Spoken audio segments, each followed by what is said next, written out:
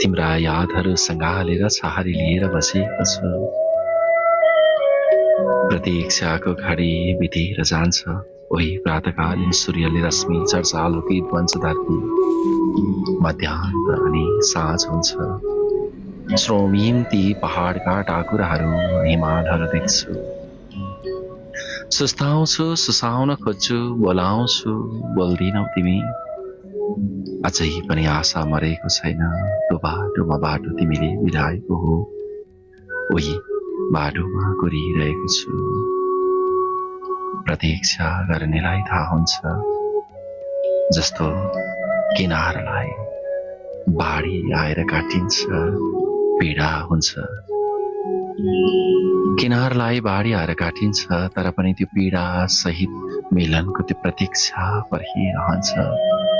तिमी गयो दोबाटोमा छोडेर, न आँखाभरिका आँसुका ती छचल्केका आँसुका ढिका म झार्न सक्छु, न ढाको छोडेर रुन सक्छु, न कसैलाई पीडा बाँड्न सक्छु, न यो प्रतीक्षा कसैलाई गराउन सक्छु।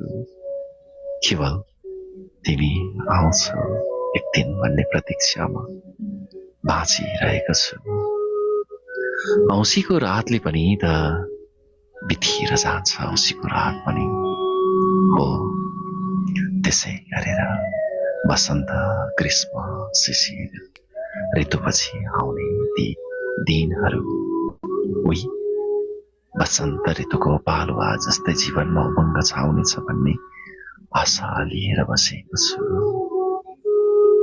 तिमी आउँछौ आउँदैनौ स्वयं तिमीलाई थाहा छ कि छैन, तर तिमीसँग प्रेम भएको हो, तिमीसँग मेरो प्रेम भएको हो। प्रेम गरेको भए फिर्ता लिन सक्ने होला, माया गरेको भए तिमीले पनि छोडेर गयो भनेर बरिसाउन सक्ने होला, मैले जस्तो तिमीले गरेनौ भनेर फिर्ता गर्न सक्ने होला, बाटो मोड्न सक्ने होला। अनन्त आकाशमा अनन्तदेखि अनन्तसम्म, जन्मदेखि जन्मसम्मको अटुट साइन हो प्रेम। त्यो आभास गरिरहन मन लाग्छ। त्यसैले त तिमी आउँछौ आउँदिनौ, निर्धक्क भएर पर्खिरहन मन लाग्छ।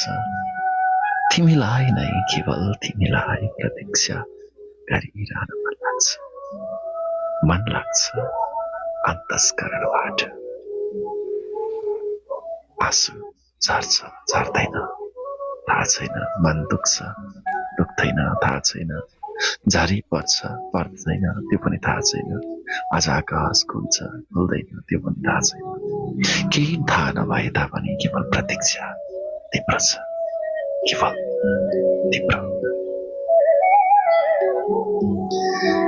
अनन्त आकाशमा फैलिएको त्यो प्रेम सधैँ सधैँ तिम्रो प्रतीक्षामा रहनेछु, अचान प्रेम भनेर केवल तिमीलाई।